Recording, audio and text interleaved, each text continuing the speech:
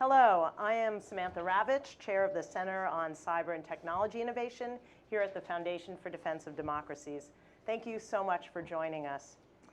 For more than a decade, report after report has documented the growing number of unfilled cyber positions, both in the US government and nationwide, while offering strategies and recommendations to address the shortfall that often go ignored. The Secretary of Defense has stated that the Pentagon is in desperate need, desperately short of people with cyber skills in all services, and we have to address it. That was in 2010, and that was the Secretary of Defense, Robert Gates. And that was 1 year after Cybercom was created, and that's when Amazon had a workforce totaling 34,000. Last year, Amazon had a workforce of 1.6 million people. So the need has gone up, and the difficulties in attracting people and talent has gone up as well. The congressionally mandated Cyberspace Solarium Commission, what we call CSC, published a white paper on the cyber workforce in September 2020, identifying systemic barriers that were stymieing existing workforce development efforts. These barriers include a lack of centralized leadership, insufficient coordination across the federal government, a non-existent federal strategy to guide priorities and resources, and ineffective organizational structures, which all combine to limit the potential of the very programs designed to strengthen and diversify the federal and national cyber workforce. No clear focal point for interagency coordination existed at the time of the Commission's report, but the July 2021 confirmation of the first ever National Cyber Director, or NCD, has created a new opportunity to overcome these pervasive barriers.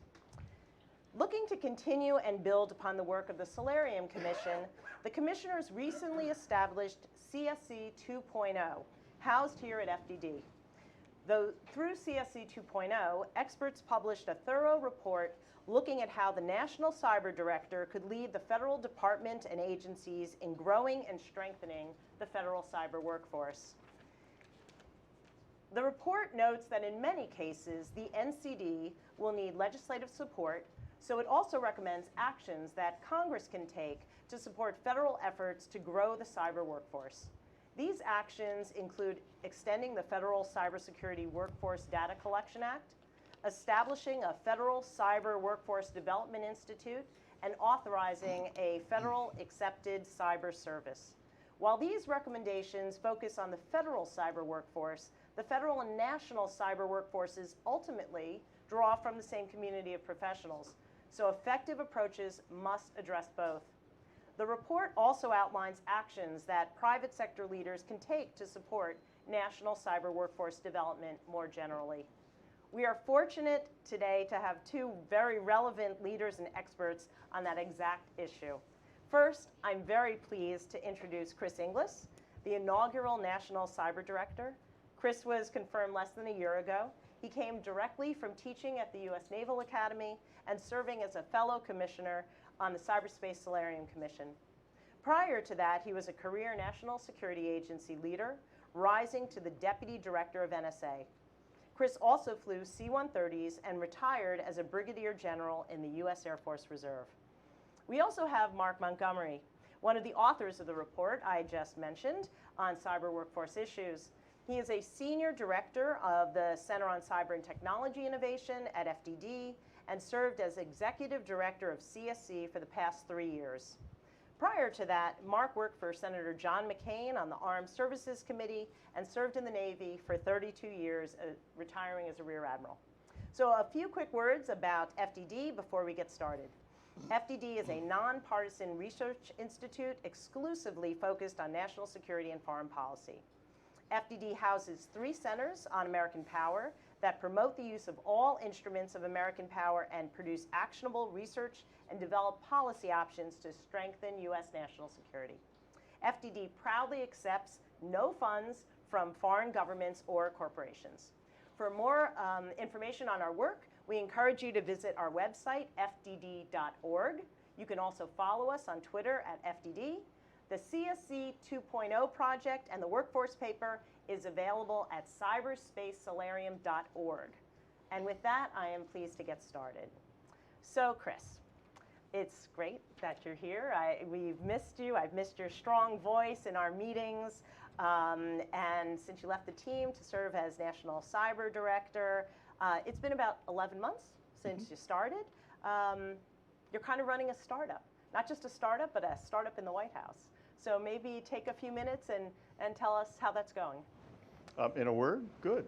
There's an old joke that goes with that. I won't complete the joke. But that being said, it has been about 11 months. First, let me just say how grateful I am for this venue and for cyberspace, or for the Cyberspace Solarium Commission 2.0. Might not surprise you, I'm a fan of 1.0. You might say that I'm a byproduct of 1.0.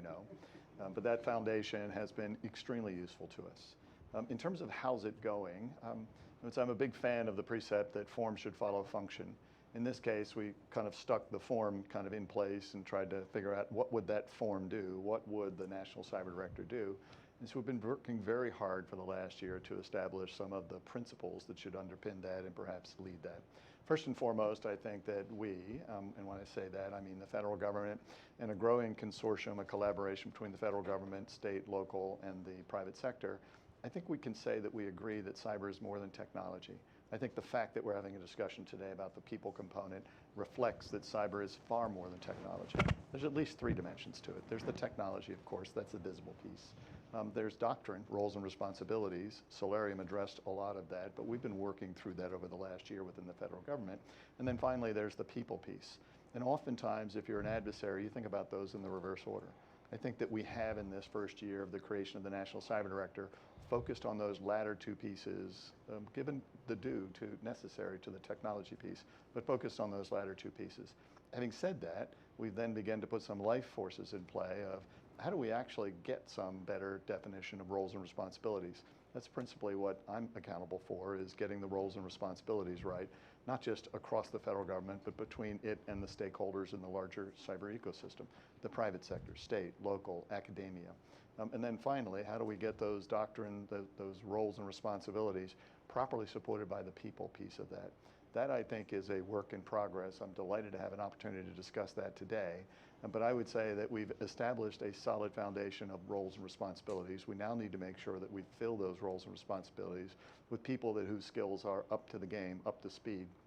And in that regard, I'll just give you a preview of my own remarks on this, which is I think we should be concerned about the jobs that have cyber IT in them that go unfilled. There's a lot of focus on that. It's only 550,000 at the moment within the United States of America. But we should be equally and perhaps more concerned with, does everybody who plays a role in cyberspace, that's everybody, does everybody have the skills that they need in order to take full advantage of cyberspace? Because most of us, the vast majority of us, are not digital natives, we're app natives. And therefore we need to make sure that we have the skills necessary to take full advantage of the positive aspects of cyberspace. That's an all problem. We need to make sure that everyone has the skills necessary while we focus on the other end of that spectrum on filling the jobs that have cyber IT in their job title. How's it going? I think well, because those are understood to be really important problems that only we can share and we can solve, as opposed to pointing to some poor soul in the corner and say, that's your problem, you've got to solve that. Just to follow up, but for you yourself, the Office of the National Cyber Director, how are you doing on staffing? In a word, good. So when I started, I remember some reporter, a really good reporter, so I won't mention that person by name, but was kind of poking me pretty hard saying, so how many people do you have and what authorities do you have and what have you done today? It was literally the first week that I was there. Of course, when I showed up, we were authorized, not appropriated. The money showed up in November. And I described it this way. I'd rather not talk about where we are, but rather where we're going. We're going to double the size of this organization, double it again. We'll be 8 at that time. And the person said, but how many is that now? I said, do the math. But we're now 40. Right? We're 40 people heading to probably a high end of about 95 to 100. In a cyber kind of world where you're doing operations, that's a small organization, but that's not our job. We're the quarterback, right? We're the coach, not the quarterback. We're not on the field essentially micromanaging cyber operations. We're making sure that the role assignments are right, that they complement one another, that all those parties have the authorities, the resources they need to do the proper job on that field. So within the White House, an organization of 90, 95 people is going to be huge. And we've begun the lines of effort that are necessary to actually give some reality to that. We've got a workforce education initiative that comprises fully 1/5 of this organization. We've got a focus on supply chain. We've got a focus on open source software. We've got a focus on all those things that you would say are the kind of the foundational building blocks necessary to ensure that the roles and responsibilities are proper, that we properly champion the pieces in that system, and our principal modality is to work by, with, and through. So I think that we're in a really good place that way. So let's turn to the issue at hand, the workforce report and the challenges that the federal workforce in cyber faces. Mark, you just wrote a terrific report with Laura Bate about the challenges of recruiting fine talent, of training, of developing, retaining. Kind of give us a sense of the challenges and the size of them. Well, thanks. At first, I do want to again acknowledge Laura Bate was the core writer of this and was a terrific part of the CSC 1.0 and 2.0 teams. And I'm glad that she's now moved on to the Department of Treasury where she can help the government more directly. So if this is a challenging problem. You mentioned 3 reports. I can go all the way back to 1999 when I worked for Dick Clark in the National Security Council and we wrote a National Infrastructure Assurance Plan and we laid out 10 big workforce tasks. 7 of those are replicated in the recommendation we have today, which means the government solidly achieved 3 out of 10 in 22 years. And even at the most progressive schools, a 30 is not a passing grade. So the government has a lot of work to do. And there are people working hard. I do want to acknowledge there's a group called NICE, or the National Initiative for Cybersecurity Education at NIST, the National Institute for Standards and Technology at Commerce, which is Commerce. And they're doing great work trying to figure out, code jobs, explain what skill sets go with what jobs and how many different types of cybersecurity jobs are in the government. They've done a great job with that. There's a great team at National Science Foundation running the Scholarship for Service program, which I'm sure we'll talk about during this. There's good people at CISA working in the education and training areas, and good people at OPM, although they're drowning slightly. And there's a good people sprinkled throughout the federal government. But the reality is the overall progress, that is not enough to overcome the barriers we're facing. The number one barrier that we identified is the lack of data. Government cannot make good decisions without good data. We all understand that. Despite the fact that we actually have a legal, a statute saying collect the data, we do not have good data. And there's a lot of things that are responsible for that. The provision's not written perfectly, I get that. But even as written, it's being ignored or carried out inconsistently among the 101 federal agencies. So that lack of data is critical. And I state that before the next thing, which normally any military person would say is number one thing, which is a lack of strategic leadership. But if you don't have data, it doesn't really matter if you have leadership. But once you have that data, you need strategic leadership. Someone at the White House has to be the hand of God. And the person we're recommending is sitting to the right of me, not as the hand of God, but how far to the right of you? I think that makes me God, so I have to be very careful with this. But the National Cyber Director, and I know we'll talk about that. But and he's the coach, to use his own analogy. He's the coach. The next thing we're missing a quarterback. We don't have coordination among the federal agencies, and that coordination should be led by OPM. Much like I think Chris calls Jen Easterly and CISA his quarterback for public-private collaboration, his quarterback for federal cyber workforce is going to be at OPM, and that's just not there. There's no one there standing. There's more likely Heineke there than Brady, to use a Washington analogy. And so that's the next thing. And then finally, there's these kind of statutory barriers, which is, the federal government can't get its head around. Sometimes a job is about certificates and experience and not about bachelor's and master's degrees. So understanding that sometimes the person you need may not have a bachelor's degree, but they still need to be a GS 12 or 13 as you hire them in. Those kind of barriers really hit. And the final thing is, it all leads into a diversity traffic jam. And what I mean by that is there is a significant diversity problem in our federal cyber workforce. The most egregious example is among women, where they're only 24 to 28% of our federal cyber workforce, and they're only about 11 to 15% of our federal cyber workforce leaders. And those two numbers are both completely unacceptable for the way as we look forward. So I kind of think that's the big challenge that Chris or whoever's the hand of God is going to face in this. Chris. At the right hand of God. As Right opposed hand to- of God, Is yeah. the hand of God.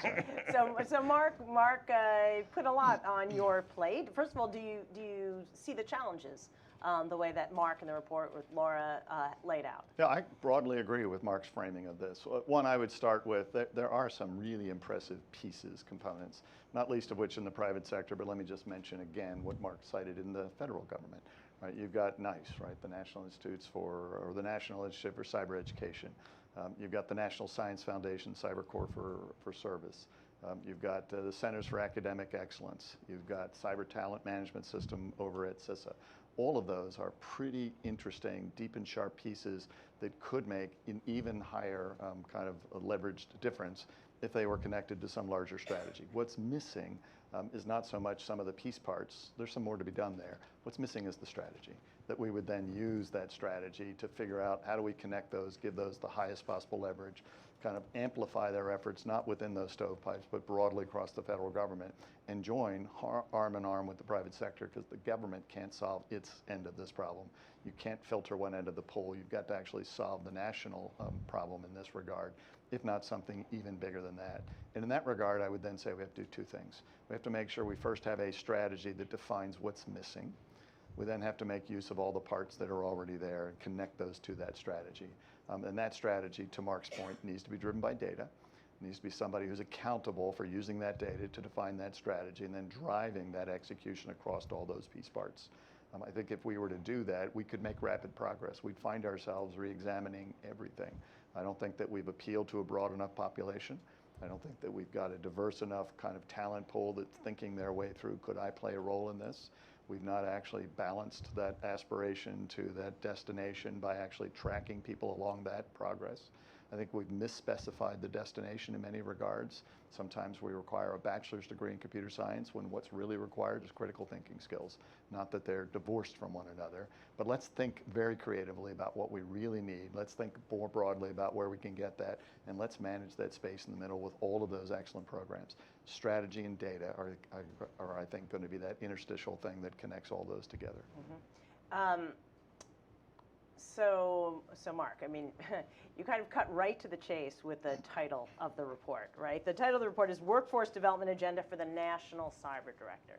Right? Because when we look back on the reports that have been written and the people, okay, Karen Evans, who have been involved in this for decades, many of the pieces have been there for decades. And people are very frustrated that the problem is just growing and staggering and you know, people want things done. You cut right to the chase with your title, Workforce Development Agenda for the National Cyber Director. What do you think that National Cyber Director specifically should be doing on this issue? Well, thanks. First, you're right to acknowledge Karen and the NAPA team did an excellent report on this as well. And so I think there's a lot of violent agreement on what's wrong. I want to first agree with everything Chris said about how he sees his job, data and strategy. If you just left it there, that would be a success. I'd probably add in budget oversight, which is I'm hoping through the relationships that the National Cyber Director has built with the Office of Management Budget, where Krista Rusha is seconded as a Deputy National Cyber Director as well, that the NCD will have the opportunity to look at the individual agencies' budgets in a lot of ways, but one of them would be, are you spending enough on your workforce? And I'll tell you, no surprises, the answer is going to be, if you don't have cyber in your name of your agency, it's highly likely that the answer to are you spending enough is no. And I'll exempt Department of Defense from this because they have unlimited pockets. But for the 101 federal civilian departments and agencies, the vast majority, when it comes down to budget crunch time, and does the Department of Agriculture buy a few more food inspectors, or does it buy the IT administrators they need? They're going to buy the food inspectors because that's in their job jar, that their cabinet member sees. So it takes OMB, and by extension with OMB, the National Cyber Director, oversighting those budgets and getting it back. So I'd add that in. And I agree completely on the strategy. I'm going to assume for a moment that the National Cyber Director writes the National Cyber Strategy. So we'll just assume that for a moment and then say there should be some annexes to that. And I think one of them would be this workforce annex to go right in there and say, and because as you said, Chris, there's 3 legs to this to success: technology, doctrine and policy, and personnel. And so having an annex on personnel, having a national cyber strategy workforce, or a federal cyber security workforce strategy would be really helpful. So I'm excited to see those. Those are eminently sensible recommendations. Sitting here reminds me of why I've missed working alongside of you so much, right? So let me just give a larger context for the Office of the National Cyber Director. We put out a statement of intent in October, and it was, of course, about more than the workforce, but the workforce is at the core of any viable strategy in cyber. And it laid out 4 broad responsibilities for the National Cyber Director by mutual agreement of all the parties, right, who are involved in this. First and foremost, to drive coherence both within the federal government, but also between the federal government and the stakeholders in the larger cyber ecosystem. So things like private-public collaboration kind of are natural extensions of that. 2, to focus on future resilience, which is about inherent resilience in people, in doctrine, in technology. And I think likely in that order has got to be our priority. We can bend technology to our purpose if we get those first 2 parts right. If you don't know what your roles and responsibilities are, if people have no well-defined skills, then technology, it's a fool's errand to try to get that alone right. And that future resilience is not about what we do today, which is responding to 2 and 3 alarm fires. It's about actually getting left of these events. Again, we can do that if we think our way through what should the properties of the system be, not least of which, most importantly, the people properties. The 3rd responsibility we have is performance assessment. How do we make sure that we understand that all of the application of that time and materiel, roles and responsibilities are stuck in the middle of those 2, are in fact delivering results that we find acceptable or preferable. And we'll take a fairly broad kind of brush to that and not simply consider the dollars, but consider the assignment of roles and responsibilities and whether the skills that our people have are up to snuff. And then use that not simply to make reports for vicarious purposes, but to then drive the implementation of our budgets and the implementation of our time and attention to get that closer to right. Right, there's then a 4th piece, which we're going to be then accountable for, which is really down in the details of implementation to oversee that, get the roles and responsibilities right. But when you add all those up and you consider that people, right, are at the core of 2 of the 3 dimensions of cyberspace, doctrine and the literal people skills, I think that gives a context within which we can define strategy, whether it's called strategy or whether it's simply the implementation of broad strategic concepts, and we can begin to make the progress necessary to have the data and to have the kind of the interstitial material necessary to make use of all those good parts. Mm-hmm. There's another actor involved in making all of this work, that's Congress. Mark, your and Laura's report called out some specific legislative and appropriations potential recommendations for Congress. Maybe you could summarize some of those. Well, thanks. One of the successes, the Cyberspace Solarium Commission 1.0, I think, was successful broadly, and one of the reasons is that we wrote legislation early on. Some of our congressional leaders, Representatives Langevin and Gallagher and Senator King, told us, hey, look, we don't want recommendations. We want legislative provisions that are tied to recommendations, and I think you two as commissioners would agree that was really critical to our success. And so one of the things we try to do in this report is continue that tradition in CSC 2.0. We've done some water provisions recently, and in this one we have some workforce provisions. So we do have some recommendations for Congress. We have 3 specific legislative provisions. One's reasonably easy, 2 will be hard, and then we have some appropriations recommendations. But in the legislative provisions, the first one, the one that really has to be done, is we have to extend and amend the Federal Cybersecurity Workforce Assessment Act. That's the one that directs data collection. It will actually sunset soon, and then our poor data collection will dribble down to a 0 data collection if we're not careful, at least legally dictated data collection. And I think we can help the National Cyber Director in his role as a coach if we can if we can extend that, I think at least out to 2027, and probably have to extend it again after that, but also amend it, because one of the things that's missing is any kind of forethought. It doesn't say, what are you going to need 3 to 5 years from now or 2 to 3 years from now in your federal cybersecurity workforce? And as we all know, things like the National Science Foundation Scholarship for Service aren't hiring this year's workers, they are hiring 3 years from now workers, right? And most of our programs and hiring programs take 2, 3, 4 years, so we really need to understand that. So the first thing is amend and extend that provision. The second is one where we have to figure out how to, I used to say how you go from apprentice to journeyman, but now I think the right terminology in the government is how do you go from entry level to mid-career? And it can't be that we're poaching people, you know, from other agencies or from the private sector. That doesn't work for us. We need to grow our people, and to grow our people, we need to have a training environment to do that in. And so we recommend a federal cyber development institute. It's not brick and mortar. It's where you go while you're working for the government to get job skill sets and to get certifications to move on. And I think that's probably harder than the extend and amend the previous act, but it's probably doable. The third one is the Rosetta Stone. If we can crack this, we're really going to understand the system, and that's that we really do have to come up with a new hiring mechanism. We're recommending a cyber accepted service. We give 3 different options to the National Cyber Director to work on. Obviously, he can go off that sheet and come up with a 4th or 5th. But the one that'll really make the most difference, the one that's really helped DOD, is having a cyber accepted service. This will be tough. There will be people who fight this, both in Congress and in federal government organizations. And it's going to cost money. But I think no one ever thought fixing federal cybersecurity workforce was going to be a cheap endeavor. And I think having a federal a cyber accepted service is probably the key. I do want to mention a couple of appropriations. We do need to bump up the National Science Foundation Scholarship for Service program. Right now, it's cruising in around 55 to 65 million every year over the last 2 to 3 years. That's producing about 400 workers a year, and they're popular. I know they're popular because at the fair, at the matching fairs that they do in the spring, NSA and CIA are the 2 organizations taking the most people. And they could hire anybody, and they come and hire these kids, so I know they're the right ones. But we got to get that scholarship for service up to about 1,000 graduates a year. It's currently at 82 colleges, universities, and community colleges. It needs to be spread to a few more. NSA has identified, I think, 370 schools through the CAE program, so we know there's schools to go to.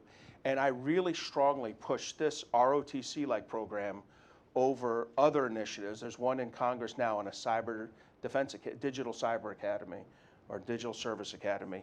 I think this is a real mistake. First of all, a brick and mortar institute is going to take us years to build and suck money off of all the other programs. But second, it's not going to contribute to the private sector, right? When we run these scholarship service programs, ROTC-like ones at 80 to 100 to 120 private universities, many more than than the people we take into the federal service are benefiting from the professors we fund at those schools. You know, we're producing 2 or 3-fold numbers of workers going directly into the private workforce. So we really have to kill this idea of a digital service academy and move forward with full funding for the Scholarship for Service program. And there's a few other appropriations I do, and they're in the report, but I think those are the big ones. Yeah, that's fantastic. And the level of specificity that Mark and Laura put into the report can really show you why Cyberspace Solarium, CSC 1.0, was as successful as it was. Because it's based on the specificity of making real the recommendation. So, Chris, let me get you to comment at least on a couple of some of the recommendations that Mark just spoke about, specifically the Cyber Workforce Development Institute and the government-wide accepted cyber service, and any of the other ones that you'd like to comment on. I'll talk about those things specifically. Let me just talk more generally, though, about what I think are 3 broad aspects that underpin Mark's remarks, all of which I think have some sensible and actionable recommendations inside of those. There are 3 kind of stretches where kind of initiatives go to die. First is this kind of stretch that I call aspiration to destination. We all know how many jobs we'd like to fill, but there aren't any vehicles or many vehicles that essentially would take that aspiration and essentially meaningfully assist folks to get from that, hey, I'd sure like to vie for one of those jobs, to get them into one of those jobs. People who show up today at the front door of a government organization with a Bachelor of Science in Computer Science, but no experience in hand, typically are turned away because we say you've got to have the experience. We need to figure out how do we actually do the internships, the co-ops, right, the cyber clinics to get them that experience, to get them from aspiration to destination. So more flexibility and more investment in that actual stretch along that first kind of part of the highway. Second, once they get in, the game's not over, right? We have all this poaching going on, so we don't have career tracking where we continue to make the investments in those people and continue to make them feel like they're part of a larger community of interest. And so we need to bring those barriers down between the various kind of entities that would hire these people. And we need to also kind of make sure we're investing in them, not just to get them to that initial job, but throughout their careers. I worked at NSA for 28 years. I had what looked from the outside world to be 9 very different jobs, but I was always an NSA employee. I always felt like I was along a single career track.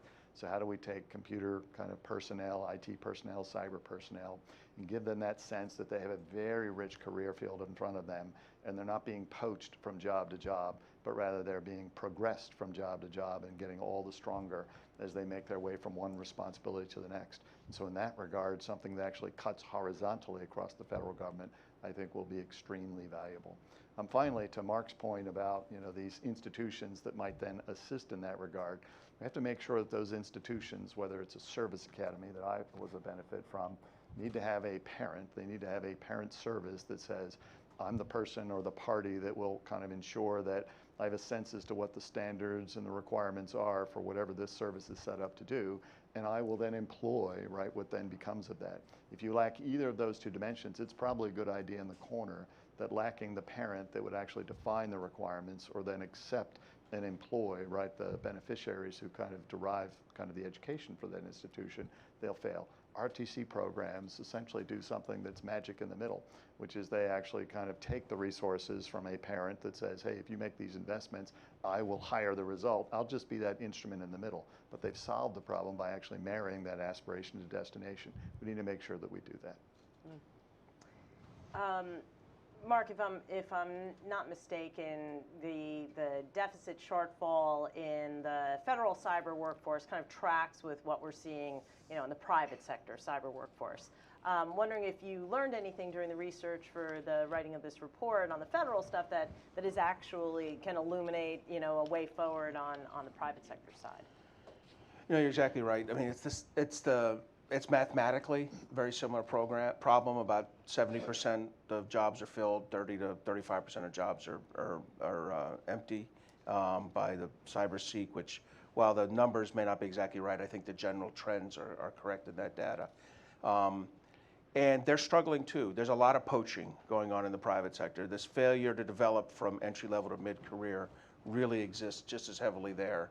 And so we've got to figure out how to incentivize the movement, of people from entry level to mid-career. Chris talked about incentivizing, getting them right in the entry level. I think that's true too with the apprenticeships. I want to give a shout out. Microsoft's got a good program. They're working with community colleges. They advertise a pretty big number, like maybe 20 billion with it. I suspect that that's a lot of intellectual property being counted a few times. But they're certainly sharing a ton of curriculum and data with 1,000 community colleges.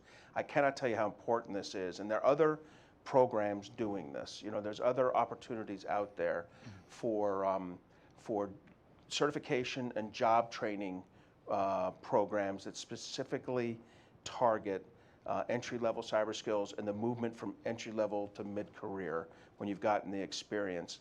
And we need to acknowledge those, support them, and ensure that they're being replicated throughout the country. One other one, I'd say IBM's got a program they're working with historically black colleges and universities, I think is successful as well. But we've got to get it so that at particularly the community college level, kids are leaving, graduates are leaving with the certificates they need and experience from an internship, or a work study program that would be highly useful in transitioning into a full-time job. So I think they have the same problems. I think they probably have a little more flexibility around pay and hiring than the federal government does. I mean, who doesn't have more flexibility in hiring than the federal government? But I think they still face the same challenges. Yeah, they may also have a little bit more flexibility in terms of where they get their workforce from. All due respect to Mr. Musk, I think people aren't going back to the office as much in the private sector in this space. They can get now people from around the world to fill their employee roles. So maybe it'll open up more ability for the federal government to recruit, since the private sector can recruit from a larger pool. But we shall see. Look, before we turn it over to the audience to ask their questions, I wanted to ask Chris about an issue that is near and dear to my heart.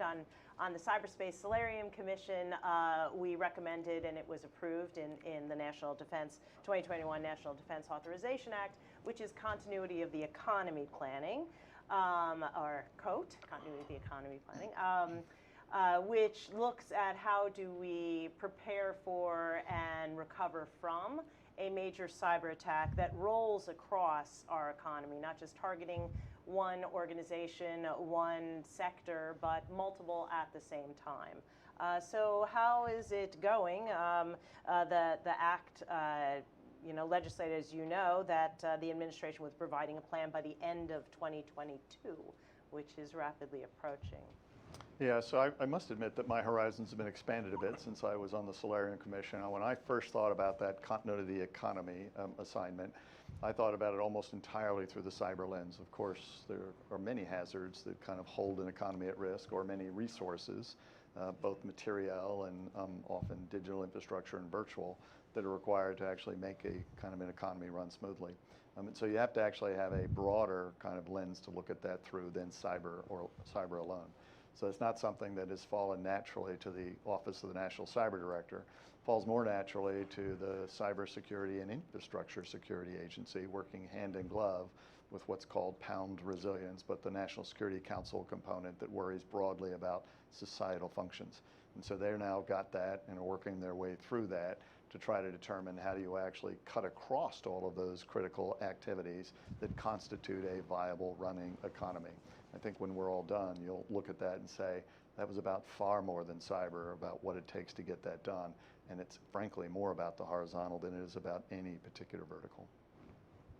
Well, we will stand by to see what is rolled out. So I think we're going to take some questions from the audience. Jeff? That's correct. We will have a question and answer period right now. If you will raise your hand, we'll identify you and then ask you to stand up, introduce yourself, and then ask the question.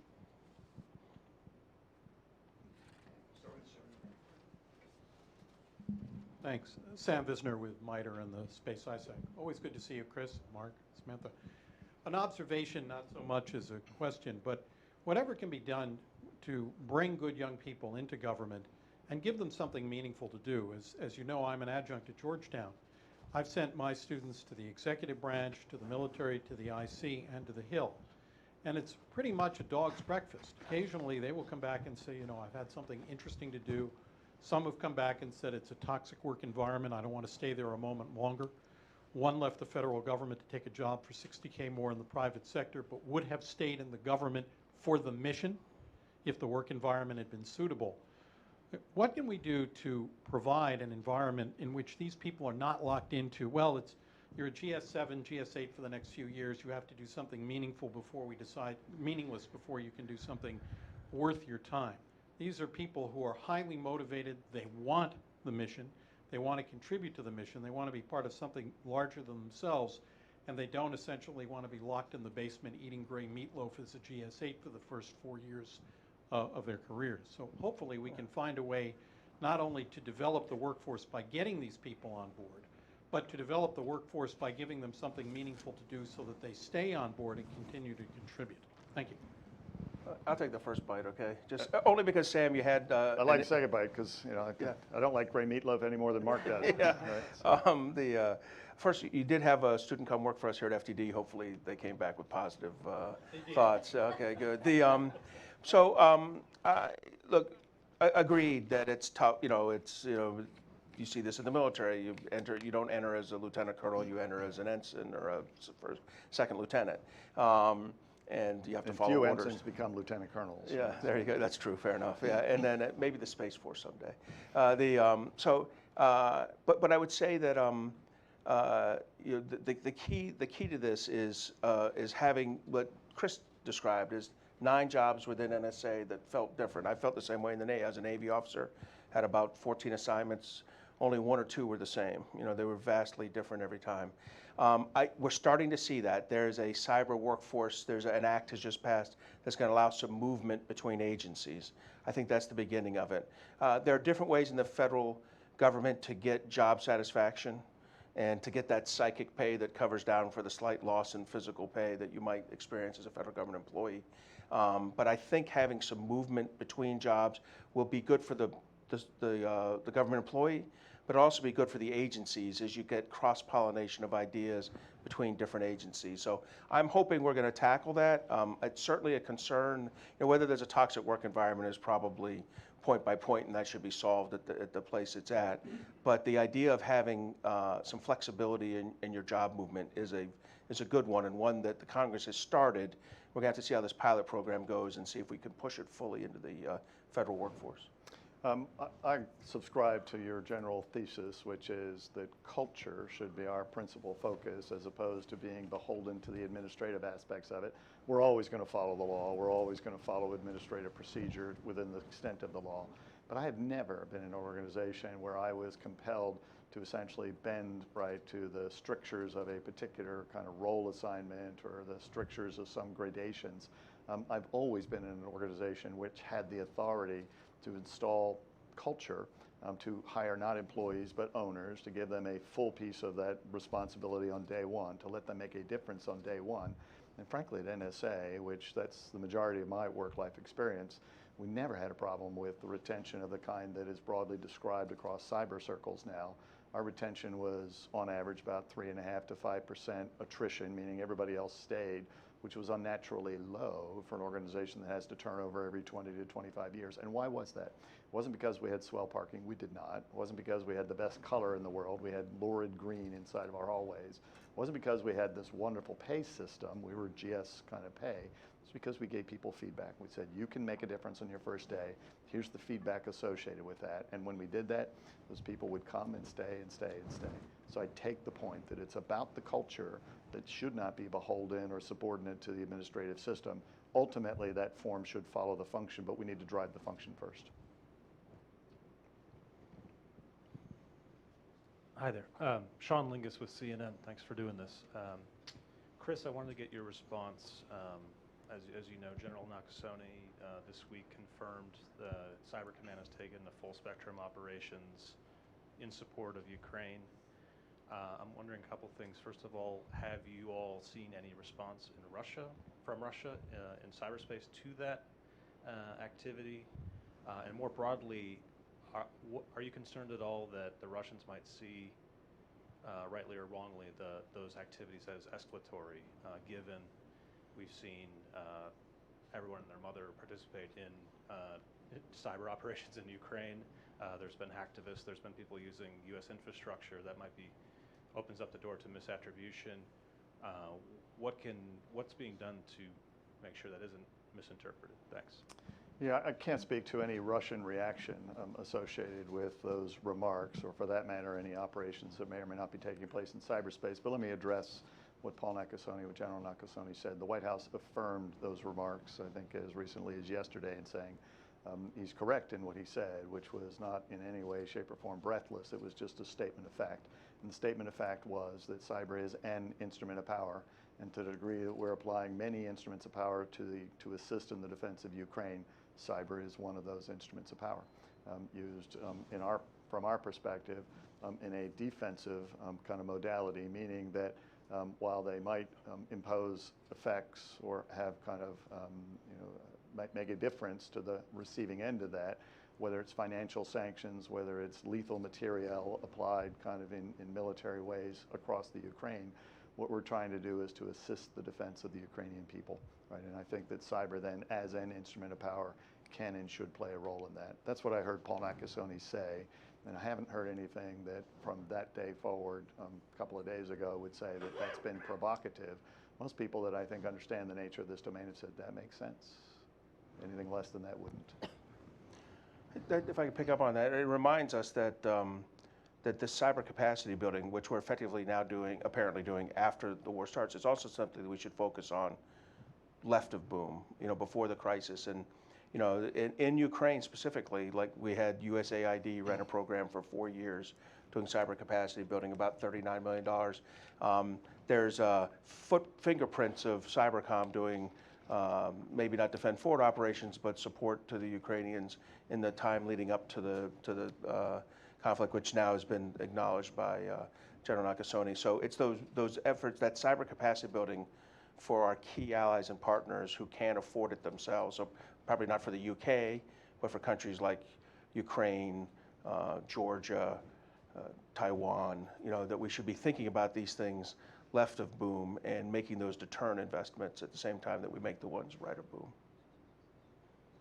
Next question. Yeah, hi, I'm Derek Johnson with SC Media. Mark, you mentioned a law that we're going to need to extend and reform. I didn't catch it in order to kind of address this problem. Yep. And then you said that you expect pushback in Congress and from some of the bureaucracy about that. Can you talk about that a little bit more in terms of what kind of pushback you're expecting? And then if you or Chris could just talk about how you kind of navigate this issue where you're trying to stump for elevating the importance of cyber hiring while kind of dealing with all these agencies who, you know, without diminishing the roles or jobs that kind of others do who think are also important. How are you all sort of navigating that issue? Sure. So I probably mushed together a couple laws then, because I don't think the extend and amend of the Federal Cybersecurity Workforce Assessment Act will get too much pushback. It's just getting it, finding the right vehicle to get it done. Sometimes the problem isn't that anyone opposes it, it's that the process is cumbersome to do something like that. So we have to find the right vehicle, you know, whether it's the NDAA or National Defense Authorization Act or another one. So I'm hoping that'll get done. Some of the other ones, the digital, having a digital workforce institute or cyber workforce developmental institute, or having a cyber accepted service, those will get pushed back. The way we'll work, that this should be worked, is through the appropriate congressional committees. And I'd say this is one of those interesting things. Jim Langevin used to always tell the three of us, like, my big issue is we need one cyber committee in the House and the Senate. Everybody kind of rolled their heads. After a while, he got Senator King on board, but all the rest of us would roll our heads back like, you're never going to get this law passed. And I will say, we put an amendment in, a floor amendment in, and it was killed in 30 minutes, which was a speed record for killing a floor amendment. But the idea of one cyber committee would make this easy. We don't have one cyber committee, but I would start in House oversight and in Senate Homeland Security and Government Affairs, HISGAC. In the House oversight, Congressman Maloney, who was critical to getting the National Cyber Director done with the support of Jim Langevin, and I think also Jerry Connolly has done a great job working on OPM and federal workforce issues in general. And John Katko from the Republican side on the Committee on Homeland Security. You get those kind of voices talking about this, we might be able to get those second two pieces of legislation done. In the Senate, Senator Peters and Portman have been very bipartisan in how they tackle things. So if this can get on their agenda, I think they'll deal with it. The problem is they have a long agenda of things to get done in cyber this summer and fall, and you can imagine there are not too many legislative vehicles moving through town. And so if we can't get it prioritized and into the National Defense Authorization Act, it'll kick a year. That extension cannot kick a year. We need to extend and amend that act this year. And so that's the one you'll probably see the biggest push on from those kind of leaders. And it's really bipartisan, bicameral.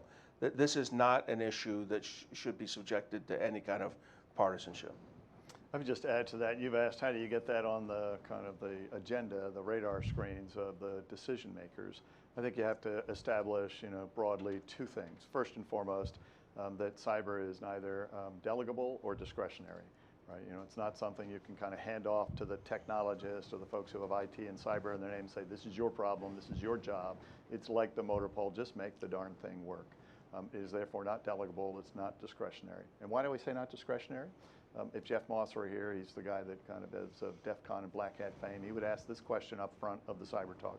Why do race cars have bigger brakes? So they can go faster. Why do we have cyber? Not for its own sake, but so that we can do those things that individuals, organizations, societies choose to do with digital infrastructure. So it's not discretionary. If you establish that, then you get to the second question of what is it? How do I actually have cyber resilience?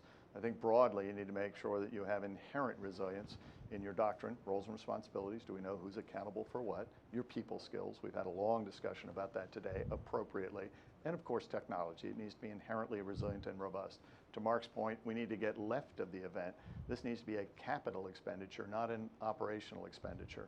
So we need to make those investments in the formative phase, right, of these kind of systems that we build and deploy for the purposes that we use them for.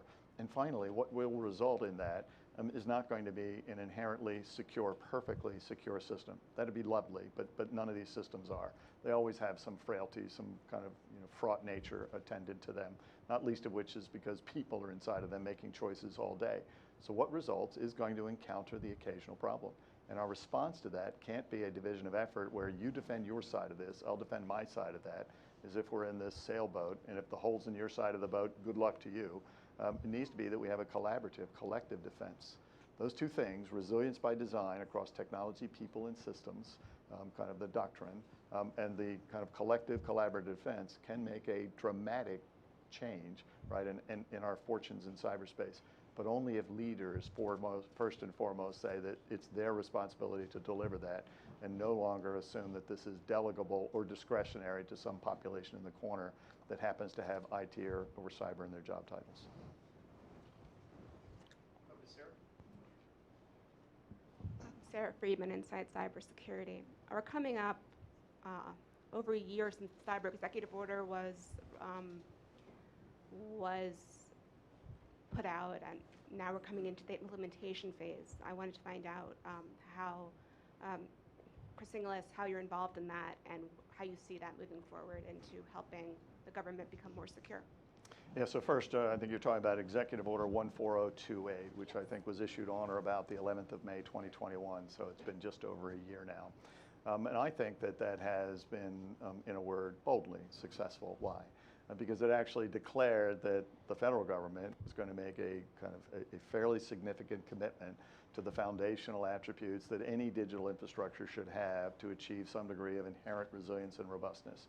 Now, the execution of that in terms of the percentages of systems that have met the specified kind of requirements of everyone has to have multi-factor authentication, every system has to attend to encryption for data at rest or in transit, and so on and so forth. There's a whole bunch of other technical mechanisms in there, right? We've made significant progress in that regard. We're not at 100%. Why? Because 100% might not be the right goal. Might be that some of these systems actually don't warrant that. They don't have a public-facing attack surface. Or it might be that some of those systems have compensating controls, right, that are a proper substitute for that, that we don't use those in ways that are security relevant. But that being said, the first and foremost goal was to say we fundamentally commit to doing these things so that we have an inherently resilient and robust architecture, and it's the department heads and the deputy department and agency heads that are accountable for that. My role in that is to oversee the further execution of it, right, to ensure that we're tracking those statistics and that we drive those to a proper conclusion, which in some cases, the knee of the curve might be less than 100%, but entirely appropriate given the needs of the system and the kind of the threat that we're up against. Kind of a preview is that we won't be tracking Executive Order 14028 forever because we've actually got something already on the street that will supersede that. It's called the Zero Trust Architecture. We've asked all the agencies and departments to say, using Executive Order 14028 as the foundation, that first cut of what right looks like, now let's go further and let's have a Zero Trust Architecture which has some very specifically assigned attributes associated with it and plan across the fiscal cycle, which goes 2-3 years richly into the future in terms of some detail. Tell us how you're planning associated with that. Tell us how you're budgeting associated with that. And we will then begin to track that, which is a super kind of set of the things that show up in the executive order. I think we have time for one more quick question before some wrap-up comments, perhaps. Hey, Adam Janowski from The Record by Recorded Future. Thank you both for your time today. I wanted to ask about, a lot of attention has been given to Russia and cybercrime, but it's not the only threat. Yesterday, FBI Director Wray talked about the threat from Chinese hackers and said that that country's cyber operations were bigger than all other countries combined, I assume not including the US, but I wanted to ask if the US government has seen an increase in cyber threats from China, especially in relationship to Taiwan, or any sort of posturing in that area? And if so, what's being done about that? Well, first I would say with yeah, I think we respect to have China. Oh. Yeah, just bring one more question to add to that. Thank you. So twofer. Thank you. Katrina Manson at Bloomberg.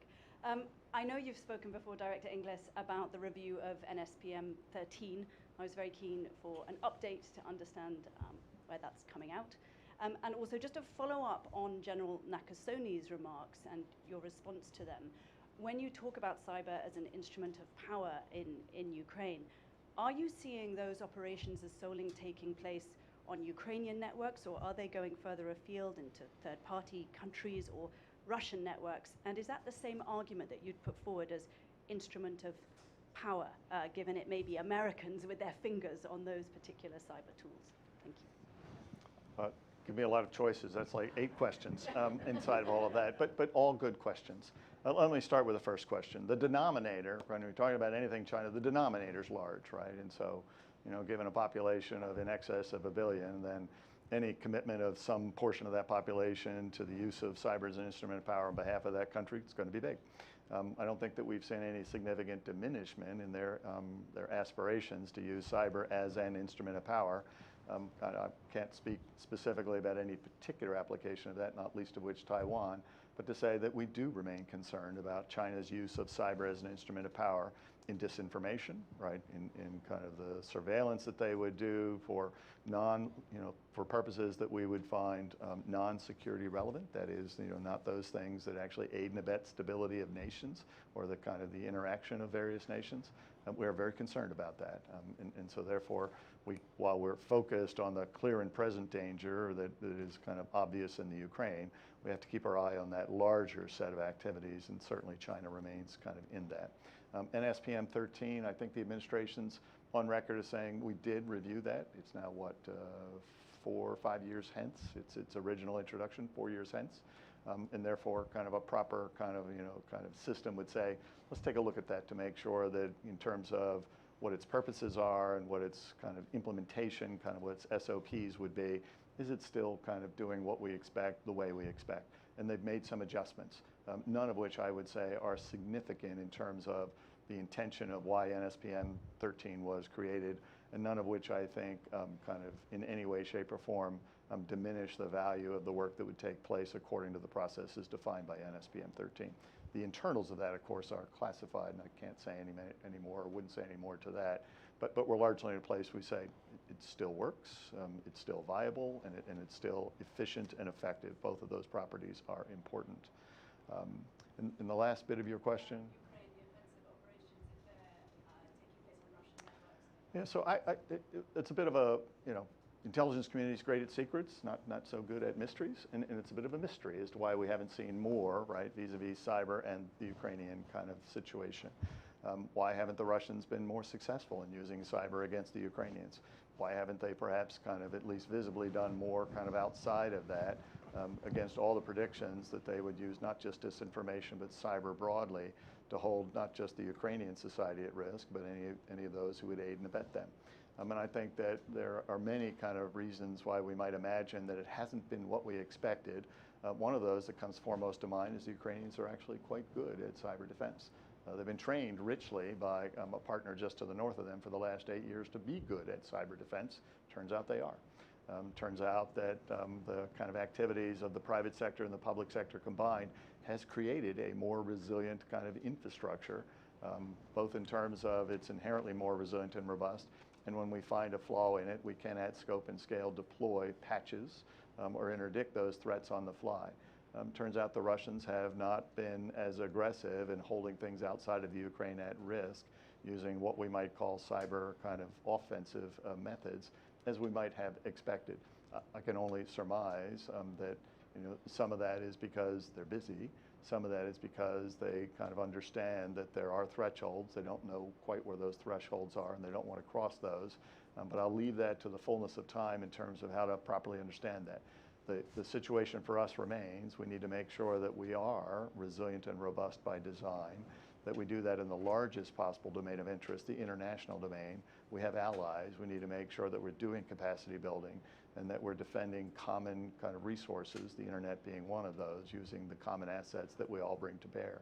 and that for the moment, if the Ukrainian people need our further assistance to defend themselves, as they have the right to do, that we bring the full resources to bear within the limits of the law, right, to do that. Now, you've asked about whether kind of something beyond that, kind of a self-organized militia that might be kind of described as a group of vigilantes, whether that's appropriate or authorized. It is neither, right? It might be at the moment useful, but it is not appropriate or authorized, right, to have individuals stand in the role of governments.